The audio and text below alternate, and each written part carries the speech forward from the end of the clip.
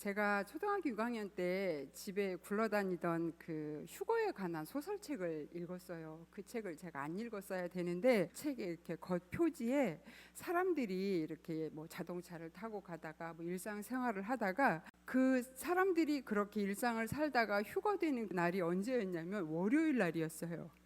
그래서 저는 어렸을 때 예수님이 월요일 날 재림을 하시는 줄 알았어요. 그래서 주일 날 밤이 되면 기도를 열심히 했어요. 하나님, 내일 예수님 내일 오시면 이렇게 하늘로 올라가게 해달라고 막 그런 기도도 했고, 휴거가 되지 못하면 무시무시한 고난을 막 이 땅에 살면서 견뎌내야 되는데, 저는 이제 겁이 많아가지고 조금만 누가 고문하고 하면 바로 막 예수님 안 믿는다고 이렇게 할 건데, 그 어떻게 하지, 막 그런 걱정을 어렸을 때부터 막 하면서, 제가 책 하나를 잘못 읽어서 저한테 어떤, 그러니까 어려서부터 예수님의 그 재림에 대해서 제가 이제 굉장히 안 좋은 케이스였던 거죠. 예수님의 재림은 무섭고 두려운 사건이었어요. 저한테는 그 책 영향으로.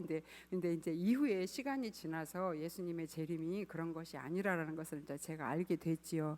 나중에 이제 시간이 이렇게 지나면서 요한계시록을 제가 공부하지 않은 건 아니에요. 그렇지만 책이나 강의를 통해서 666이 누군가, 적그리스도가 누군가, 아마겟돈 전쟁이 어디서 일어나는가, 세계 3차 대전은 언제 일어날까, 이런 궁금증이 많았고, 또 특히 성경에 이제 우리가 조금 이따 본문에 들어가서 살펴야 될 그 재앙, 일곱 재앙, 인재앙, 나팔재앙, 대접재앙에 더 이렇게 관심이 많았고, 그런 강의도 많이 이제 들었어요. 그리고 이제 적 그리스도가 교황이다, 아니면 뭐 유럽 연합이다, 바코드, 베리치, 프리메이슨, 막 이런 책들도 제가 이렇게 보면서 그 요한계시록에 관련된 이제 공부를 한답시고 했는데, 그러나 요한계시록은 이런 것에 집중해서는 그 뜻을 전혀 알 수 없다라는 것을 이제 저도 점점 알아가고 있지요.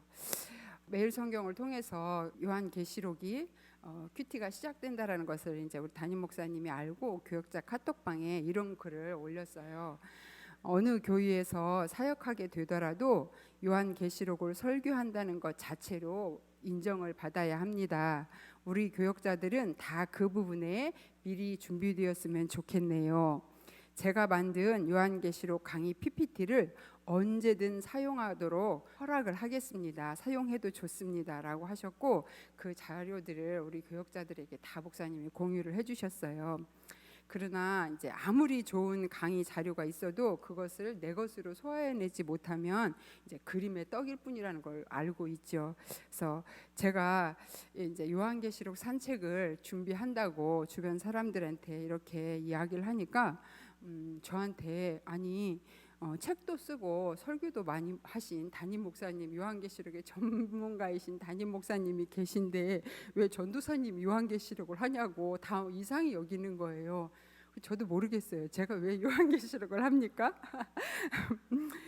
제가 이렇게 오늘 할 작업은요, 지금 나눠드린 강의 안에 이런 이미지가 있는 그 강의안을 이제 이건 제가 만든 거가 아니에요. 우리가 이제 오늘 이거에 대해서 좀 자세히 살필 것인데, 매일 성경으로 이렇게 큐티를 하면은 그 출판사 측에서 그 본문에 권위자의 글을, 도움 글을 실어주기도 하고, 또 이렇게 사람들을 모아서 그분의 강의를 들을 수 있는 시간을 마련을 해주는데, 이번에 요한계시록의 그 도움 글에 이 도표를 만드는 백석대학교 교수님이신 이우재 교수님의 글이 실렸고, 그 글이 실린 그 밑에 아주 조그만한 도형으로, 그러니까 도형 몇 개가 이렇게 있는 그 손바닥만한 그림이 딱 실려져 있는데, 그 그림을 보자 갑자기 제 그 그림이 저를 딱 사로잡는 거예요. 도대체 이건 뭐지?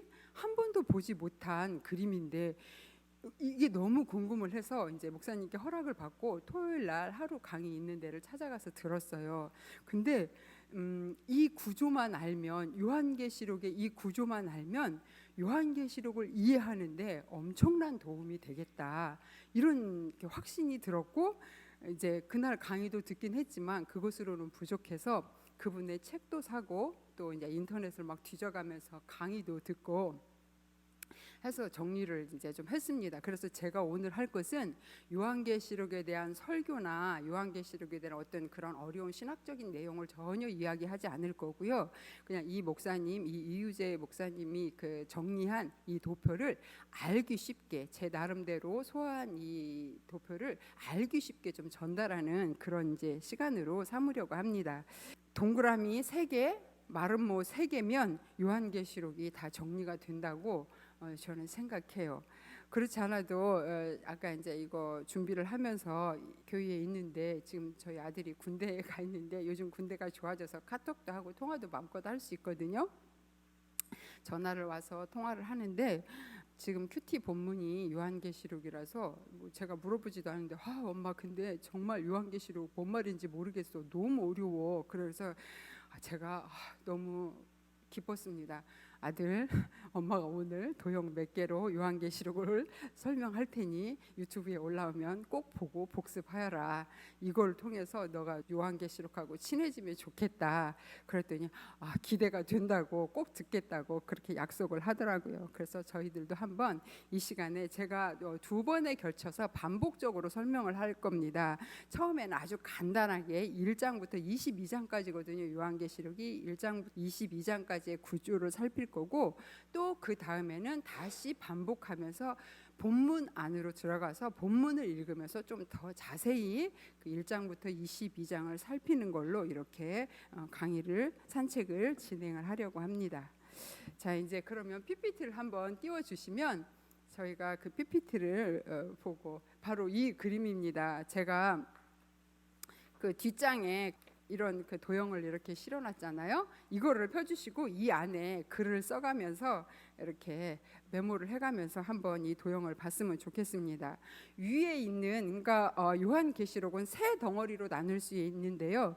위에 있는 네모난 검정색 도형과 그다음 그 위에 있는 타원형의 동그라미 4개 있잖아요. 그거는 서론과 결론이에요. 이 부분은 많이 쉬워요. 그냥 읽으면 알 수가 있는데 제가 색깔로 구별해 놓은 빨강색 동그라미 3개와 파랑색 마름모꼴 3개가 어떤 것인지 이것만 우리가 오늘 잘 배워도 요한계시록의 구조를 저희들이 이제 숙지할 수 있는 거죠. 자, 이제 첫 번째 도형 안에 들어가야 될 글자가 바로 1장입니다. 이 1장에는 그 서론이죠. 예수님이 이 요한계시록을 예수님께서 계시하신 책이다라는 것을 바로 이렇게 선포하는 그런 서론이 1장에 들어가 있고요. 그 다음에 이제 이렇게 넘어가면 2장과 3장이 있는데 우리가 다 알죠. 2장과 3장에는 너무나 잘 알고 있는 소아시아 지역의 7교회 이야기가 이곳에 2장과 3장에 있어요. 이 부분은 다루지 않을 거예요. 왜냐하면 우리에게 너무나 많은 지식이 정보가 있기 때문에 이따가도 이 2장과 3장은 그냥 제가 지나갈 거예요. 그래서 2장과 3장에는 이 7교회의 이야기가 있고 그 다음에 이제 4장과 5장으로 넘어가면 하늘 보좌가 보여요. 요한이 환상 중에 그 하늘을 이렇게 여기로 올라오라 그래서 그 하늘로 올라가서 그 하나님이 계신 보좌를 봐요. 그리고 그 보좌에서 하나님 4장에서는 하나님을 보고 5장에서는 그 예수님 일찍이 죽임을 받은 어린 양 예수를 5장에서 봐요. 그래서 4장과 5장은 이 하늘 보좌에서 어떤 일들이 지금 벌어지고 있는지 그 광경을 요한이 본 것을 그대로 기록을 한 겁니다. 그리고 이제 6장으로 넘어오면 이 6장은 이 동그라미 빨강색 동그라미 3개는 앞으로 진행될 재앙이에요. 첫 번째 동그라미에는 6장에 기록이 되어 있는데 7인이에요.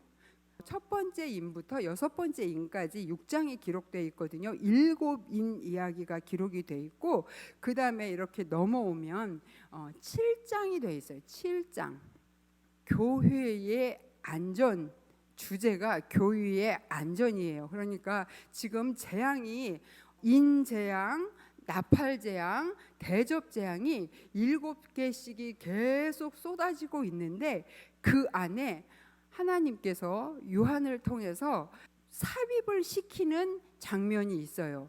이 세모 마른 모로 된 이 파랑색 이 칸은 어떤 이야기냐면 교회가 어떠해야 되는 거에 대해서 교회 이야기예요. 인, 나팔, 대접, 재앙 가운데에서 교회가 어떤 모습으로 있어야 되는가에 대해서 교회 이야기가 이 재앙들 사이에 삽입이 되는 거예요. 그렇다면 이제 인재앙이 끝났고 교회의 안전, 교회는 안전하다, 이렇게 인재앙이 쏟아지고 있지만 교회는 안전하다라는 거에 대해서 하나님이 말씀을 해주시고, 그 다음 8장 9장 두 번째 동그라미에 가면 8장 9장의 이야기, 나팔 재앙이 나와요. 여기에서 7 나팔 재앙이 이곳에서 이제 등장을 합니다. 그리고 그 다음으로 넘어가면 10장과 11장 두 번째 이렇게 마른 목골이 나오고 도형이 나오고, 그곳에 10장과 11장에 교회가 이렇게 인과 나팔 재앙이 쏟아지는 이때에 교회는 어떤 사명을 감당해야 되는 것인가, 그래서 교회의 사명에 대해서 이야기를 해주고, 그 다음에 이제 바로 재앙이 또 쏟아져야 되는데 다시 밑으로 내려가죠. 그림이 그래서 마른 목걸이로 이렇게 돼 있잖아요. 이게 바로 이제 12장부터 14장까지의 교회는 이런 상황에서 어떻게 전투해야 되는가에 대해서 교회의 전투에 대한 이야기를 여기에 삽입시켜요. 그래서 가장 어렵게 느껴지는 부분이 뭐냐면 10장과 11장 다음에 재앙이 아니라 바로 교회가 사명을 감당하기 위해서 어떻게 싸워야 되는지에 대해서 교회의 전투 이야기가 나와요.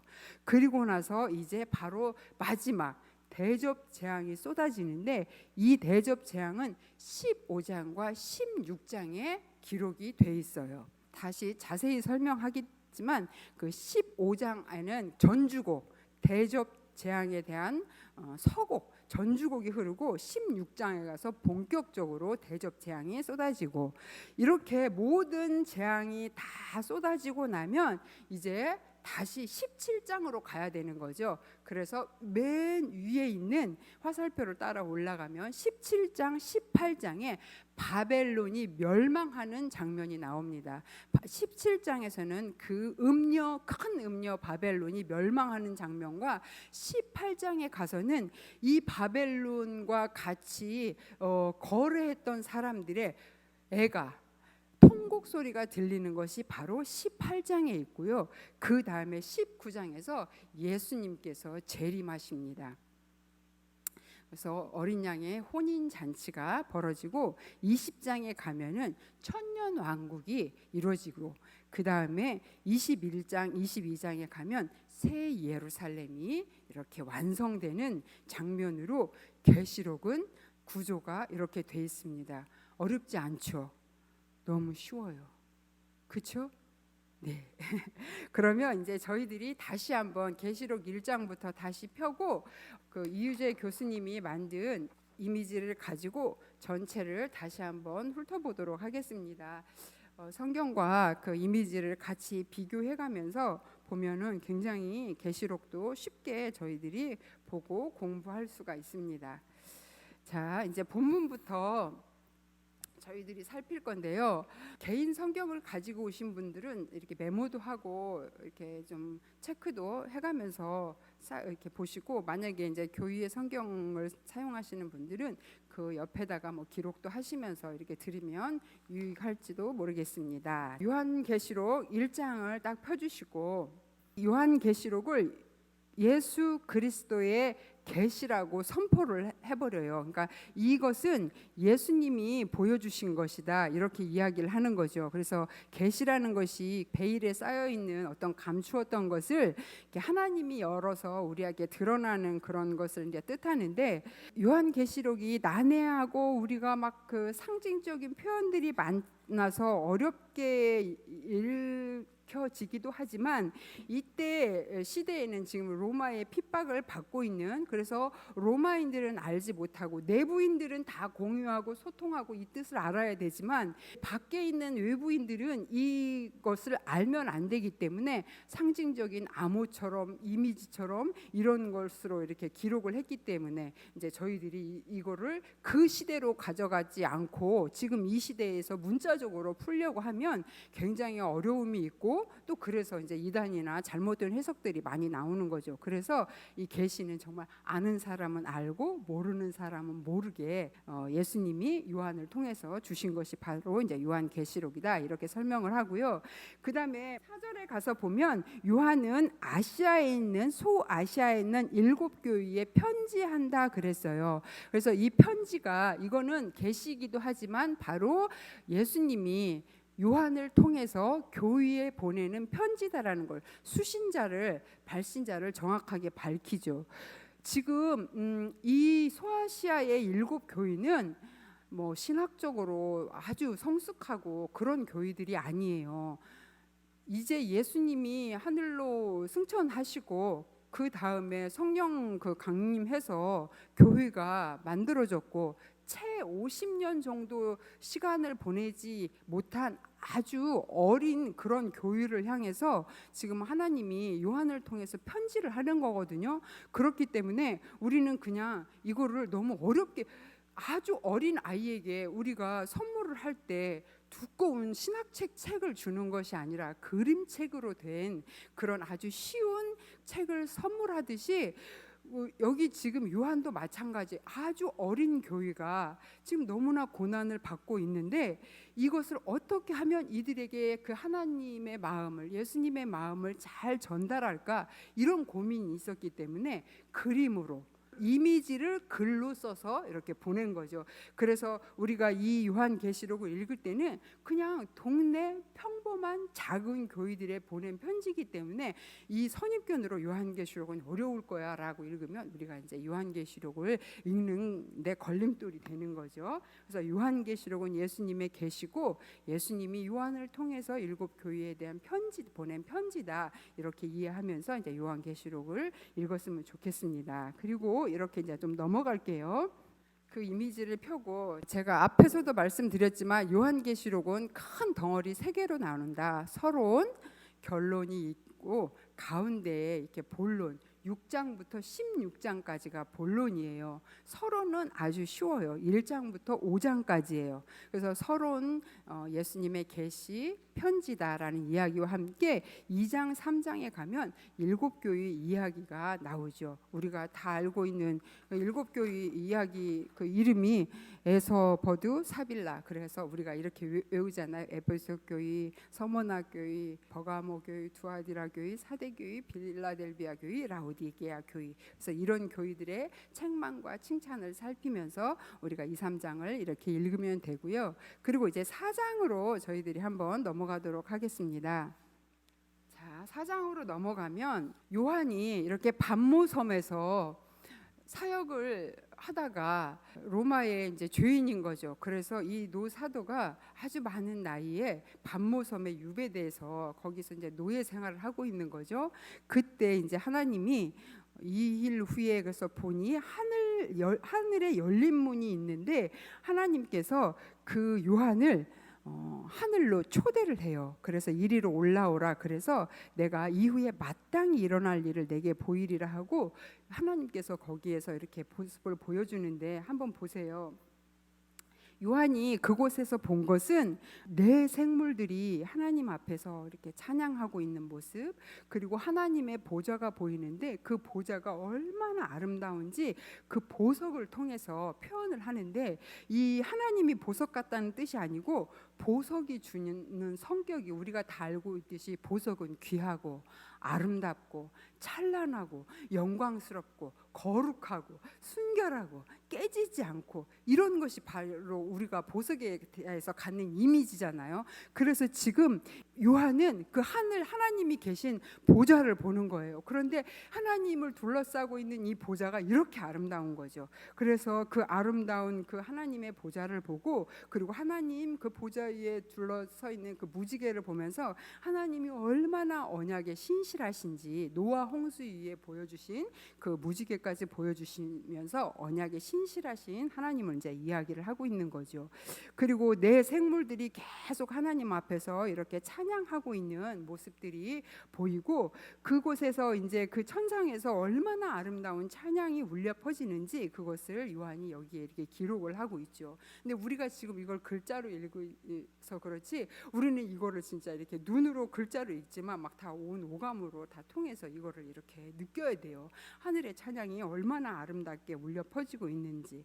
그리고 이제 교회를 대표하고 있는 24 장로들이 그곳에서 하나님께 찬양을 하고 그 자기의 그 면류관을 벗어서 드리면서 하나님을 찬양하는 장면이 여기에 이렇게 있죠. 그래서 구약의 12지파와 신약의 12사도를 합해서 24 장로, 모든 구원받은 성도를 대표하는 사람들을 가르치는 거죠.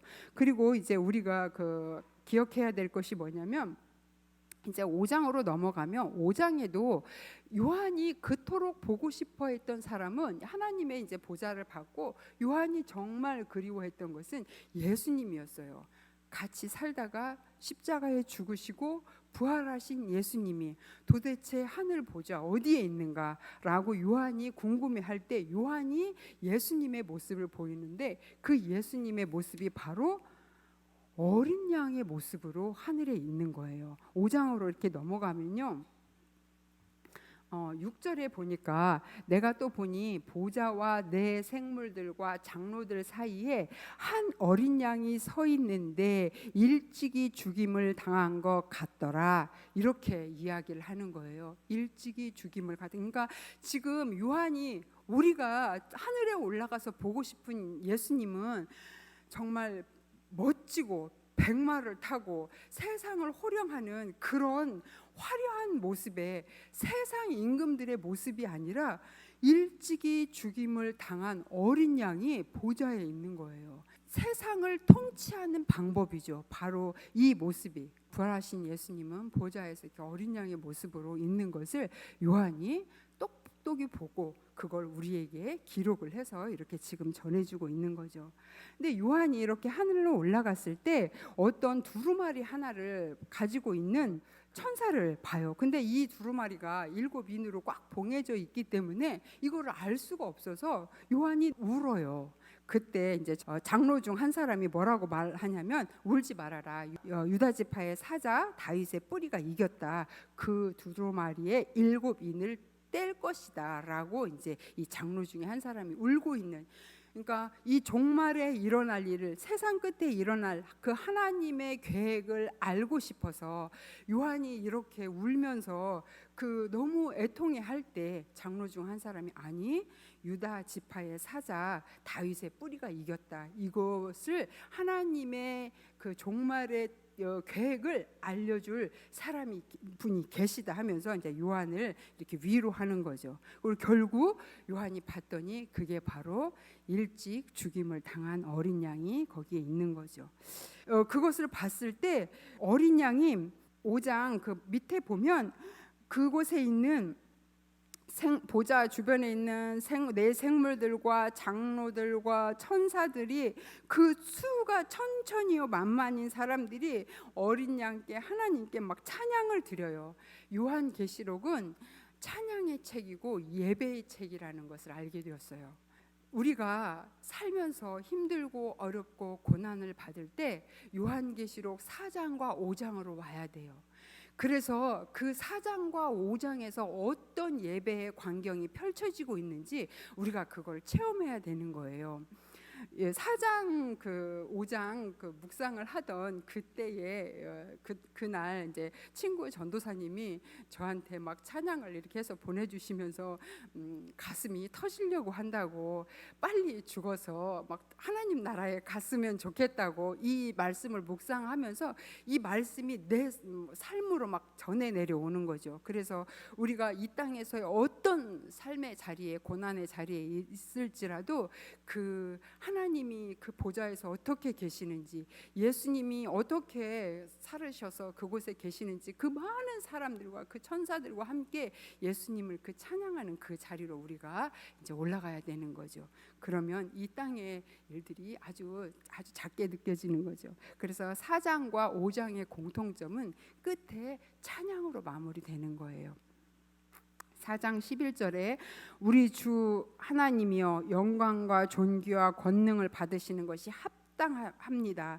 주께서 만물을 지으셨습니다. 만물이 주의 뜻대로 있었고 또 지으심을 받았습니다 하면서 찬양하고, 또 그 15장 또 13절 보니까 모든 피조물이 이르되 보좌에 앉으신 이와 어린 양께 찬송과 존귀와 영광과 권능을 세세토록 돌린다고 찬양을 하고, 내 생물이 이르되 아멘하고 장로들이 엎드려 경배하는 이 예배의 자리로 이제 우리가 가야 되는 거죠.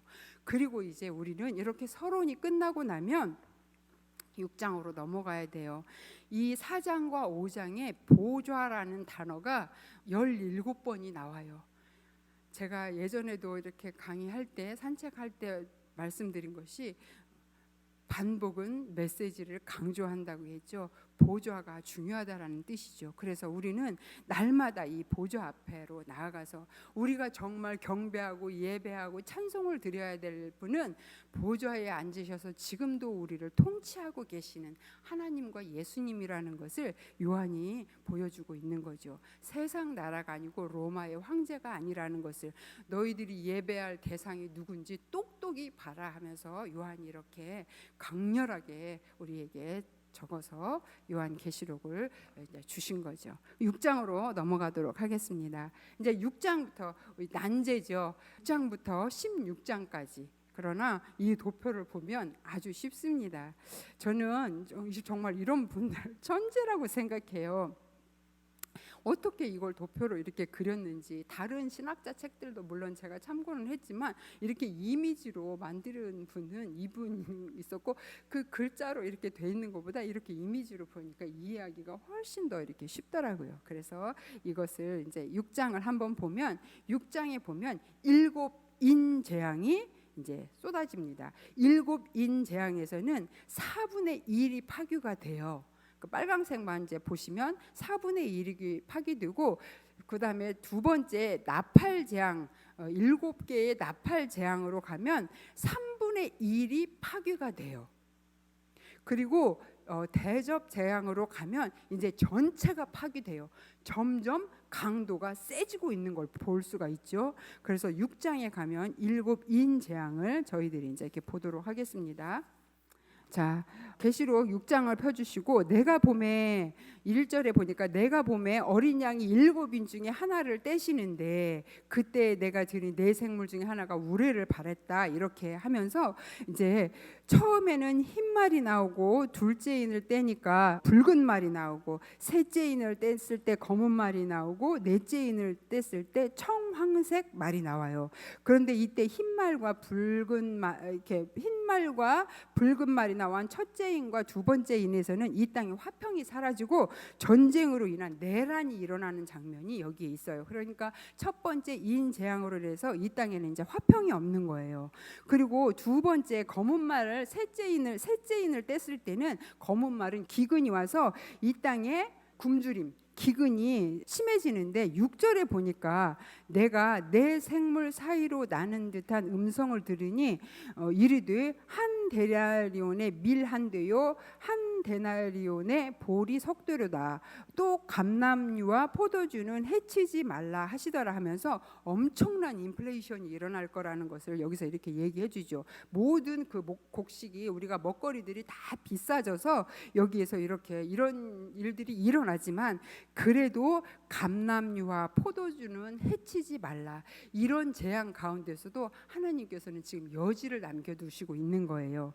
그리고 넷째 인을 이렇게 뗐을 때 이제 청황색 말이 등장을 하고 이때는 이제 사망이에요. 그 청황색 말이 이렇게 나왔을 때 넷째 인을 떼었을 때 내가 봄에 청황색 말이 나오는데 그 탄자의 이름은 사망이니 음부가 그 뒤를 따르더라. 그들이 땅 4분의 1의 권세를 얻어 4분의 1이 파괴가 된다고 했잖아요. 인재앙에서는 4분의 1이 권세를 이기는데 그때 흉년과 사망과 그 땅의 짐승들을 죽이더라. 아직 사람을 공격하진 않아요. 이렇게 진행이 되고 그다음에 이제 다섯째 인을 뗄 때 그 순교자의 고통, 순교자가 9절에 보면 다섯째 인을 떼요. 9절에 다섯째 인을 뗄 때 그 순교자가 그 고통 당하는 것을 이렇게 신원해 달라고 이렇게 기도를 하자 11절에 각각 그들에게 흰 두루마기를 주시면서 이르시되 아직 잠시 동안 쉬고 있어라. 그들의 종들과 형제들도 자기처럼 죽음을 당하여 그 수가 차기까지 하면서 하나님께서 그들에게 이제 흰 두루마리를 주시면서 이렇게 좀 잠시 기다리고 있어라. 그리고 이제 12절에 보면 여섯째 인을 떼요.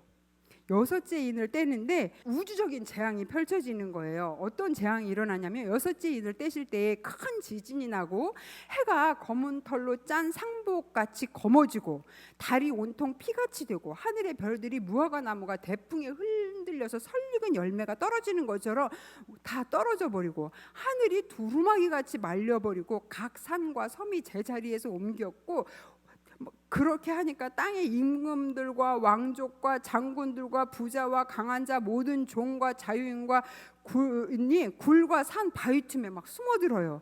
산들과 바위에서 말하되 우리 위에 떨어져 보좌에 앉으신 이의 얼굴에서와 그 어린 양의 진노에서 우리를 가려달라 이렇게 막 호소를 하고 있는 거죠. 그때 17절에 그들의 진노의 큰 날에 이르렀으니 누가 능히 서리요 하면서 질문을 던지죠. 이 질문에 대한 대답이 이제 7장에 있는 거예요. 7장이 아까 제가 삽입으로 들어가야 된다고 했잖아요. 그 7장에 있는 사람이 바로 14만 4천 명 주님을 믿고 따르는 사람들 누가 능히 서리요? 바로 주님께 인치심을 받은 자들이 이 사람들이 안전하게 보호가 될 것이다라는 약속을 해주는 거예요. 그런데 이제 이렇게 공통점이 뭐냐면요, 인재앙, 나팔재앙, 대접재앙이 쏟아지고 있는데 회개하고 돌이키지 않아요. 정말 이 무서운 재앙 앞에서도 회개하고 돌이키지 않는 것을 이제 확인할 수가 있어요.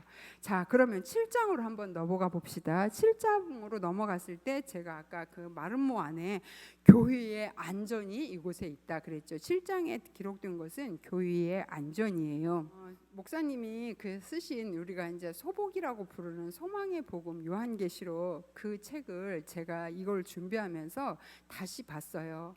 제가 소복이가 처음 나왔을 때 목사님께 그 친필 사인을 받은 1번 그런 영광을 제가 얻었어요.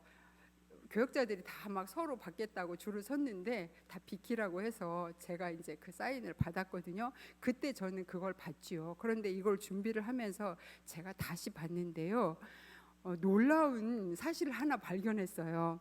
목사님은 이걸 미리 다 공부하셨고 알았던 거예요. 그래서 인재앙, 나팔재앙, 대접재앙 내용은 그 책에서 다루지 않았고 교회의 안전, 교회의 사명, 교회의 전투, 이 교회의 이야기를 다룬 것을 제가 확인을 하고 깜짝 놀란 거예요. 아, 그랬구나. 제가 그러니까 아는 만큼 보이는 거죠. 그러니까 그런 것이 있다라는 것을 제가 다시 한번 확인하고 이 구조를 알고 다시 보니까 소복이 책이, 요한계시록 책이 더 귀하고 이렇게 은혜로 다가오는 것을 다시 한번 이렇게 제가 느꼈습니다. 그러니까 교회의 안전, 이 장면도 있는 거예요. 자, 그러면 이제 요한계시록 7장에 대해서 이제 저희들이 한번 볼 텐데요. 이 7장은 제가 앞에서도 얘기했듯이 이 14만 4천 명 4절서부터 8절까지의 그 구약의 지파 이름이 나오고 그다음에 9절서부터 17절까지의 이제 그 전 우주적인 범세계적인 그런 이제 주님께 선택받은 자들이 어떻게 선택이 되었는지, 그러니까 그 14만 4천 명이라는 것이 예수님께 그 선택받은 사람들이 어떻게 여기에서 이렇게 어떤 사람들이 성도인가, 그거에 대해서 교회는 안전하다라는 것을 여기서 이제 이야기를 해주시는 거죠. 그리고 우리가 다시 한번 확인해야 될 것은 9절에서 보면 각 나라와 그 일 후에 내가 보니 각 나라와 족속과 백성과 방언에서 아무도 능히 셀 수 없는 큰 무리가 나와서 흰 옷을 입고 그 종려 가지를 들고 보좌 앞과 어린 양 앞에서 막 큰 소리로 다시 그 구원하심에 대해서 찬양하는 장면이 막 나와요. 요한계시록은 제가 아까 그랬잖아요. 찬송의 책이다.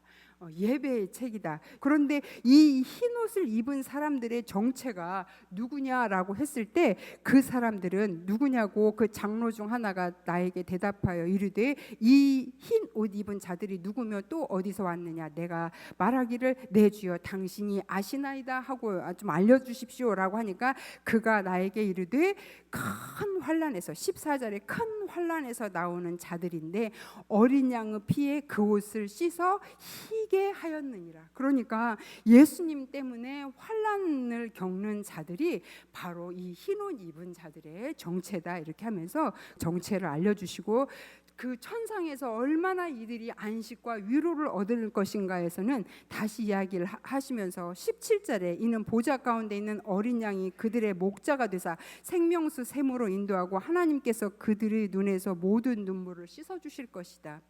이 땅에서 주님을 위해서 흘린 눈물이 있어야 하나님 앞에 갔을 때 하나님이 우리의 눈물을 닦아주시는 거예요.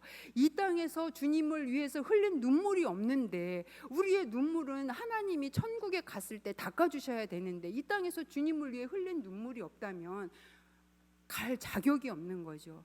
그때 우리가 주님을 위해서 많은 눈물을 흘리고 천국에 갔을 때 주님께서 우리를 생명수 샘으로 인도하시고 우리 눈에서 우리의 눈물을 닦아주신다.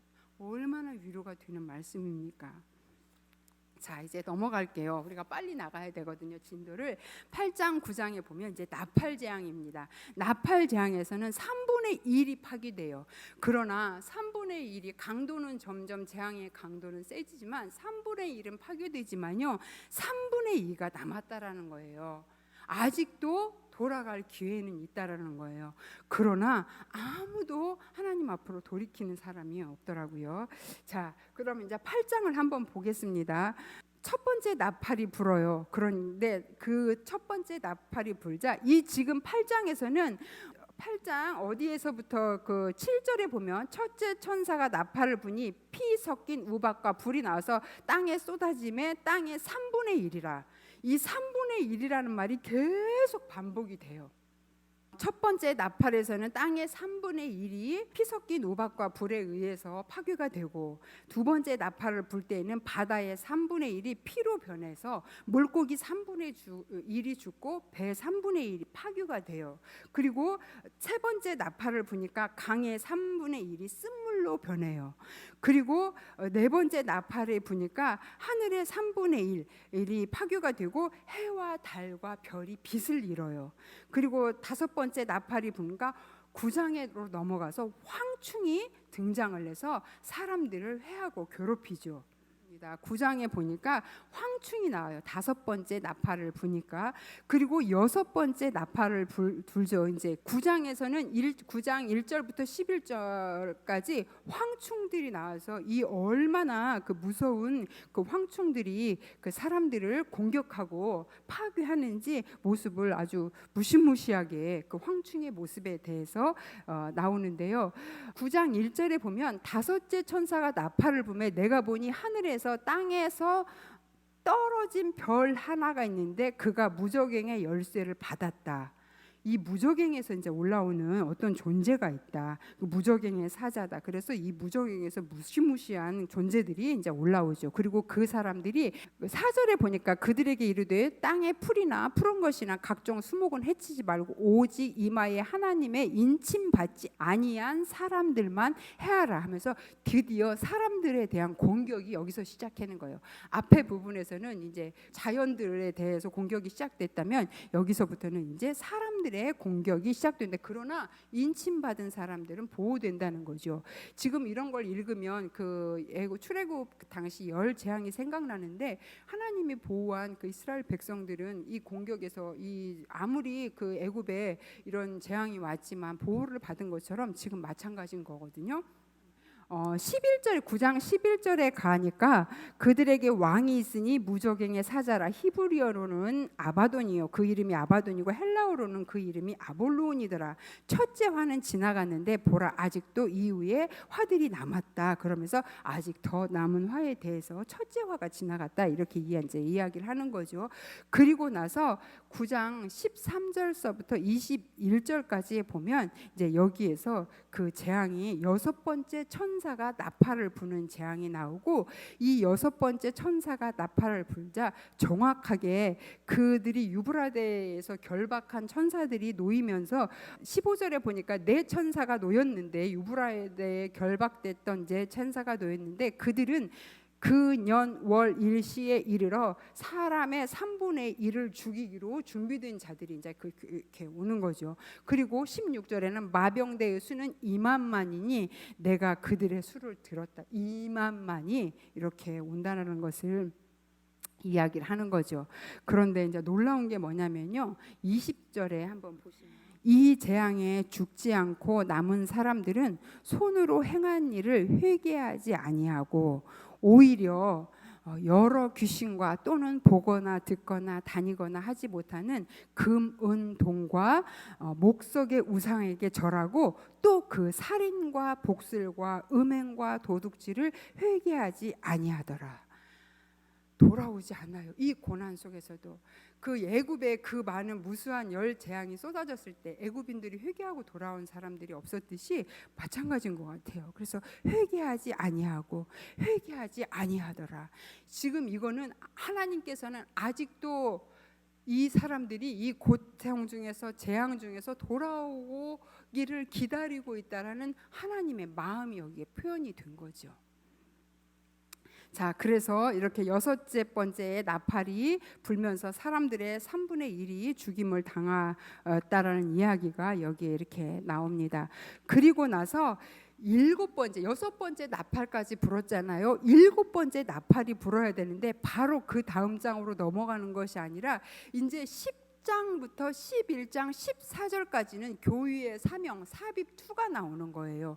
그렇다면 일곱 번째 나팔 재앙은 어디에 나오냐면 11장 15절로 넘어가야 돼요. 우리 11장 15절로 한번 넘어가 볼까요? 제가 너무 빠른 거 아닌가요?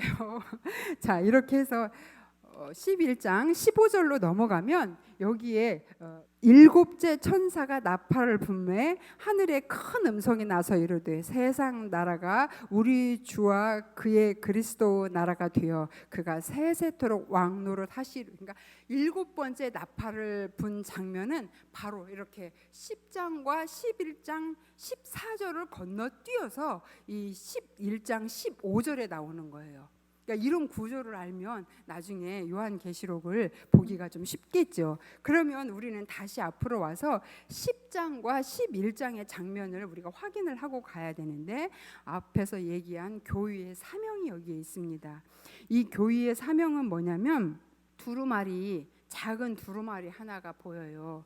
그리고 이 두루마리를 주면서 먹으라고 해요. 어디에 가서 있냐면 10장 9절에 보면 내가 천사에게 나아가 작은 두루마리를 달라 한즉 천사가 이르되 갖다 먹어버려라. 내 배에는 쓰나 내 입에는 꿀같이 달리라 하거늘 내가 천사의 손에서 작은 두루마리를 갖다 먹어버리니 내 입에서는 꿀같이 다나 먹은 후에 내 배에서는 쓰게 되었다.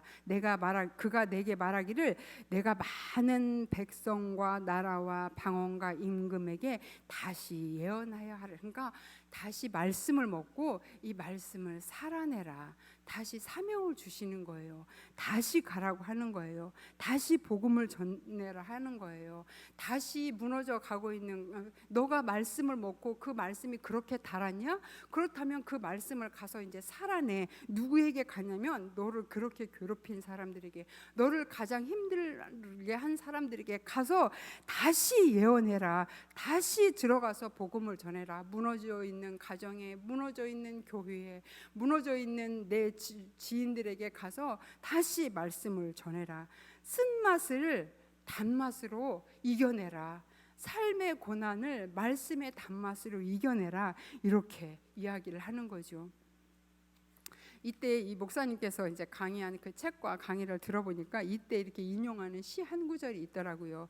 그 한 시인의 그 시를 이렇게 이야기를 하는데, 사랑해라. 한 번도 상처받지 않은 것처럼 다시 들어가라. 우리 주님이 날마다 우리를 만나러, 우리가 그렇게 주님을 외면하고 상처를 주고 해도 주님이 날마다 우리를 만나러 오시는 것처럼 너도 그렇게 사랑해라. 한 번도 상처받지 않은 것처럼. 한 시인의 그 시를 이렇게 인용을 하더라고요.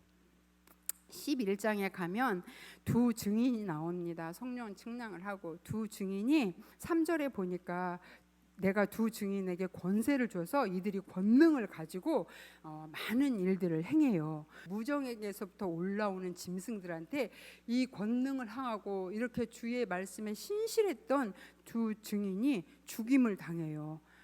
십자가에서 못 박히신 그것처럼. 그러니까 이것을 이 두 증인이 죽는 모습을 보면서 세상 사람들이 막 즐거워하고 막 박수를 쳐요. 이 증인의 죽는 모습을 보면서. 그런데 3일 반 후에 하나님께서 그들에게 생기를 주어서 11절에 생기를 주어서 그들에게 발로 일어서라고 해요. 그래서 그들이 그 발로 일어서서 다시 부활하는 그 장면이 나옵니다. 이 원수들이 그 모습을 보는 거죠. 그때에 남은 자들이 두려워해서 하늘의 영광을 하나님께 돌리는 거죠. 우리가 권능을 받아서 이렇게 두 증인처럼 정말 말씀을 열심히 전해도 결국은 죽을 수도 있어요.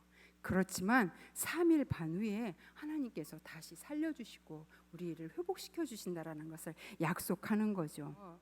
예수님이 말씀하신 좁은 문으로 들어가라. 그 길은 좁고 협착해서 찾는 이가 적은 길이다. 그렇지만 그건 생명으로 인도되어지는 길이다. 이렇게 말씀하신 것처럼 이 두 증인이 그렇게 이제 그 증인의 삶을 살아내는 거죠.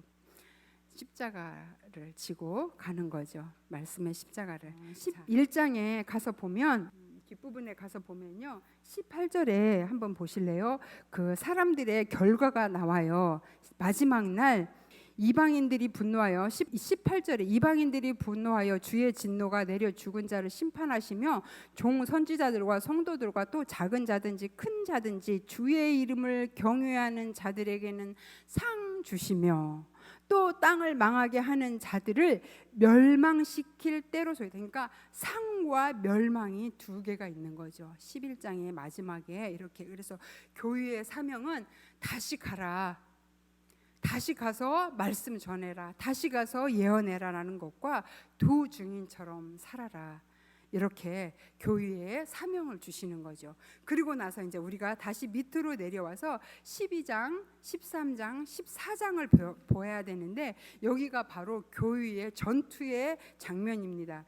그 요한계시록 어떻게 읽을 것인가를 쓰신 또 요한계시록의 그 권위자인 이필찬 교수님은 강의할 때마다 이 12장을 요한계시록의 그 압축장이라고 봐서 이 요한계시록의 영적인 그 싸움이, 영적 싸움이 어떻게 이루어질 것인가, 우리가 그 싸워야 되는 그 공격의 대상이 누구인가, 그 실체를 정확하게 보여주는 장이 12장이라고 해서 이 12장을 굉장히 중요하게 다루더라고요. 그래서 이 12장은 하늘에 큰 이적이 보이는데 이때 해를 옷 입은 한 여자가 있고, 이 여자가 아이를 해산하려고 막 배가 아파서 이렇게 산통을 겪는 모습이 나오는데, 이 여자가 해를 옷 입은 이 여자가 낳는 아이가 이렇게 낳기만 하면 이 아이를 잡아먹으려고 지키고 있는 큰 붉은 용이 이렇게 등장을 해요.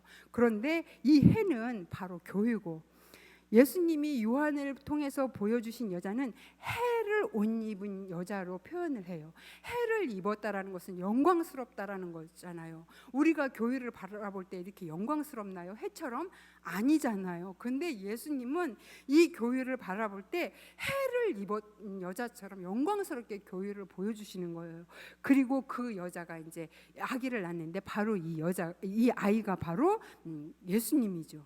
그리고 이 예수님을 죽이려고 붉은 용, 큰 용이 지키고 있는데, 이 용이 머리가 7이고 뿔이 10이고 머리에 7 왕관이 있고 꼬리가 하늘의 별 3분의 1을 끌어다가 땅에, 엄청난 힘이 있는 그 용이 등장하는데, 이게 바로 사단이죠. 이 사단이 아이를 죽이려고 하는데, 이 여자가 결국에는 광야로 도망을 해요. 5절에 가서 보면, 여자가 아들을 낳으리니 이는 장차 철장으로 만국을 다스릴 남자라. 그 아이를 하나님 앞과 그 보좌 앞에 올려. 이게 바로 예수님의 일생을 축소한 단 한 장의 문장이죠. 5절에 보니까. 근데 그 여자가 광야로 도망을 가요. 그래서 거기서 1260일 동안 양육을 받아요. 그래서 하나님이 예비하신 곳이다. 그러면서 우리가 바로 어디로 넘어가야 되냐면 13절로 넘어가야 돼요. 그 7절부터 12절까지는 삽입이에요. 그런데 용이 자기가 땅으로 쫓겨난 것을 보고 남자를 낳은 여자를 박해해요. 교회를 박해한다라는 뜻이죠. 이 여자가 큰 독수리의 도움을 받아서 광야로 날아가고 뱀의 낫을 피해서 한 때와 두 때와 반 때를 양육받아요.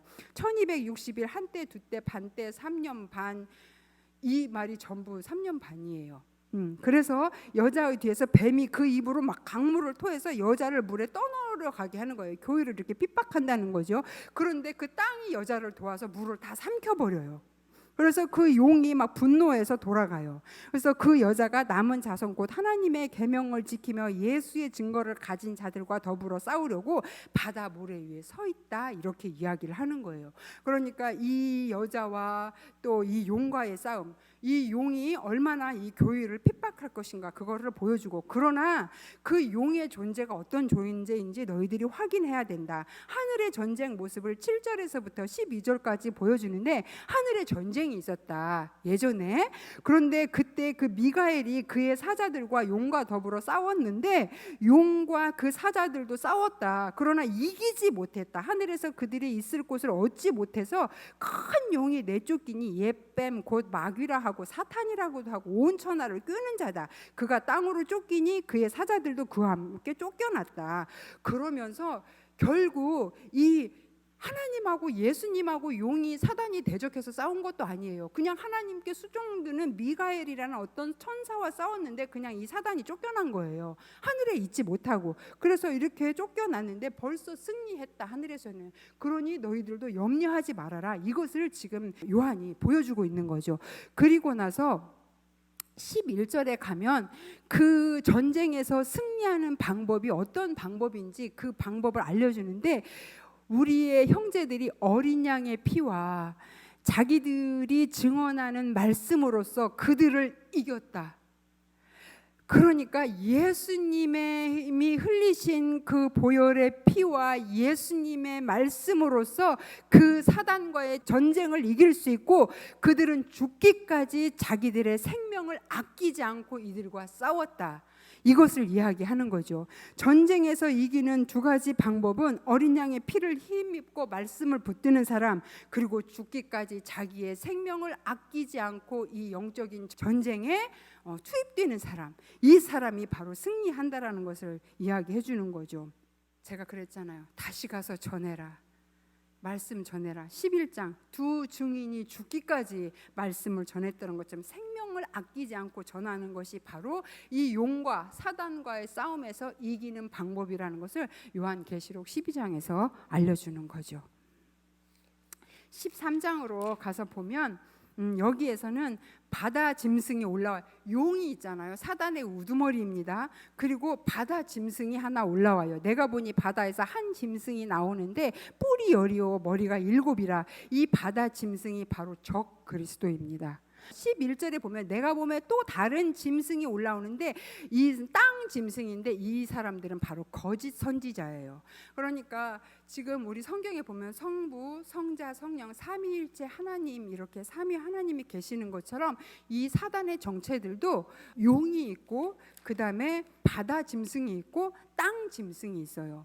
그 사단의 우두머리 그다음에 바다 짐승 적 그리스도 땅 짐승 거짓 선지자 이들이 합심해서 교회를 성도들을 공격하는 거죠.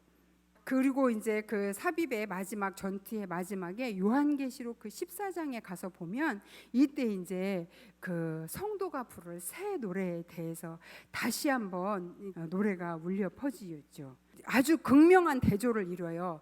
요한계시록 14장에서는 1절에서 5절까지 짐승에게 대항해서 끝까지 저항한 공동체 이 사람들은 바로 새 노래를 부를 자들이고 6절서부터 11절까지는 짐승과 짐승의 세력에 굴복하고 따라간 사람들의 결과는 결국 하나님의 진노의 포도주를 마실 자들. 그래서 대조를 이루면서 이들의 그 결국이 상인지 멸망인지를 정확하게 보여주는 것이 바로 요한계시록 14장입니다.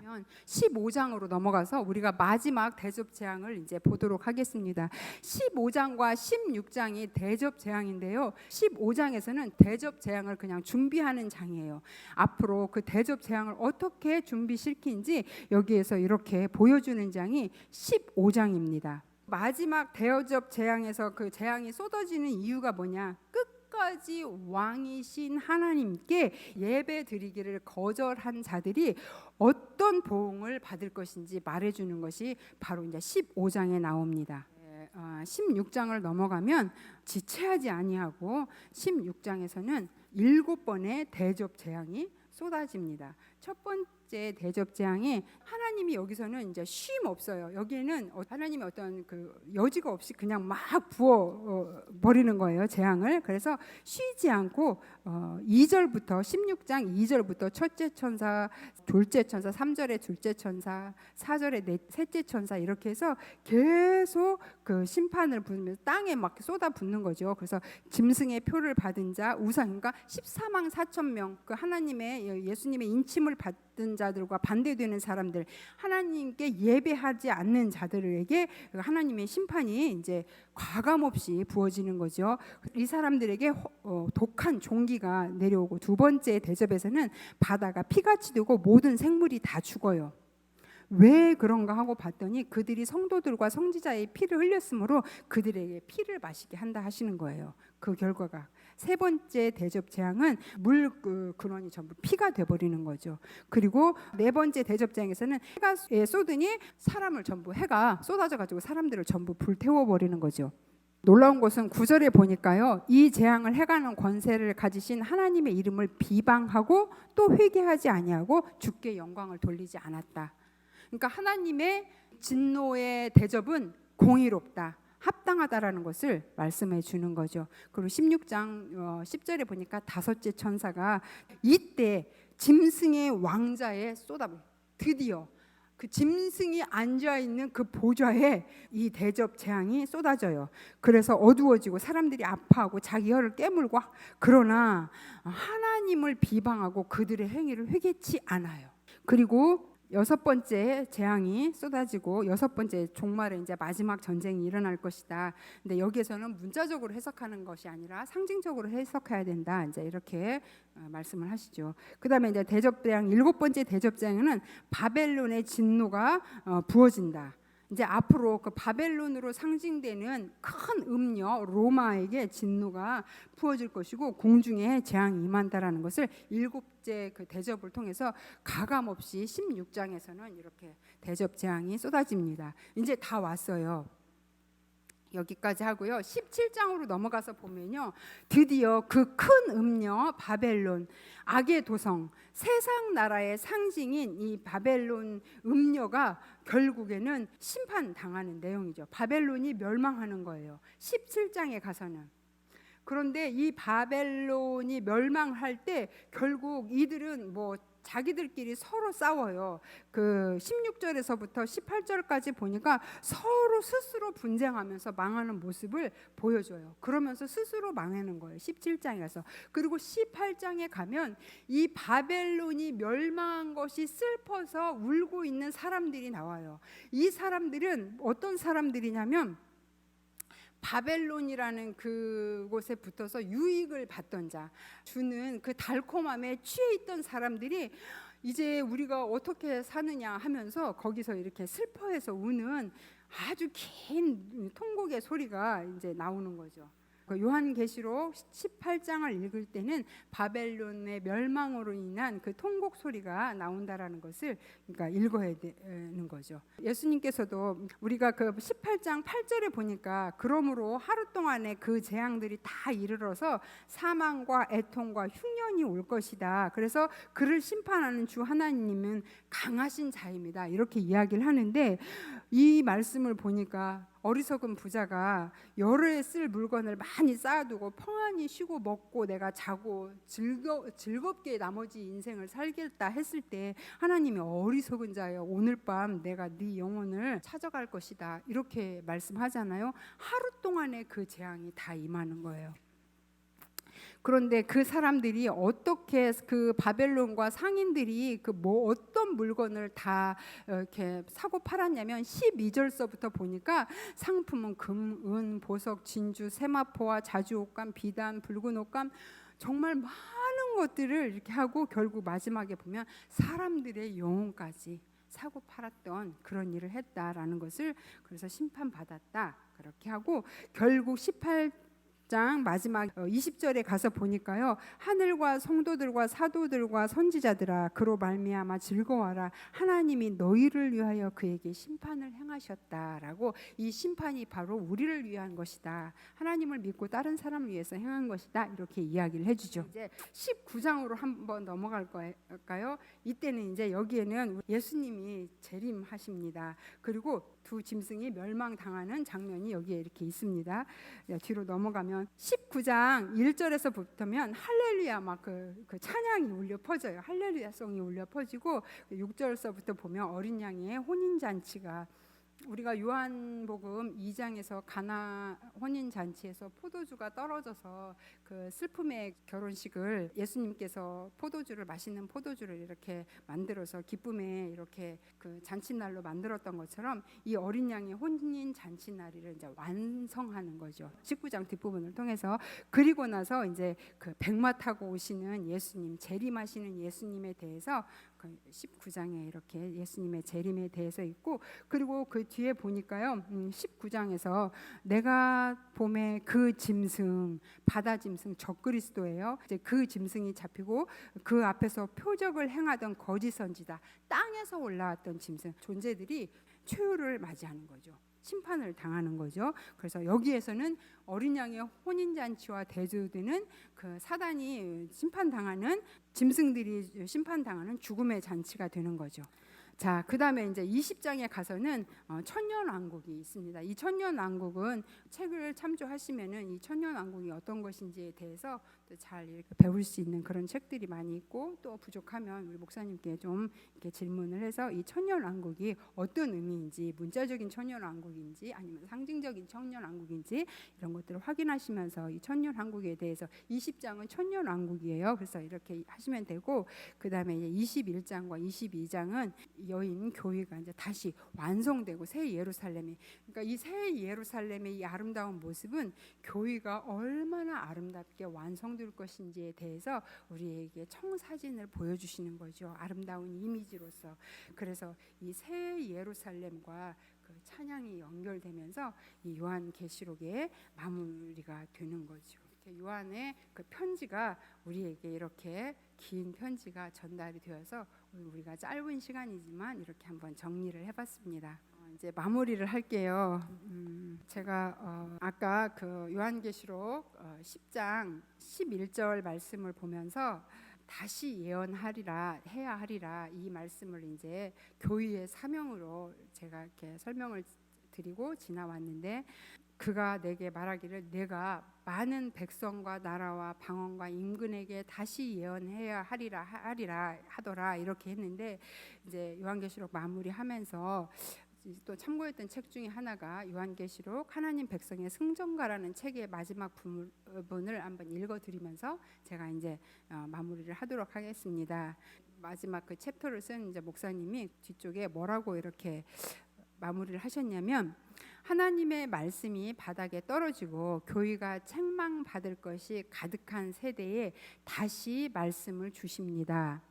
거짓 선지자가 넘치는 이 시대 속에 두루마리를 빨아 다시 말씀을 전하라고 하십니다.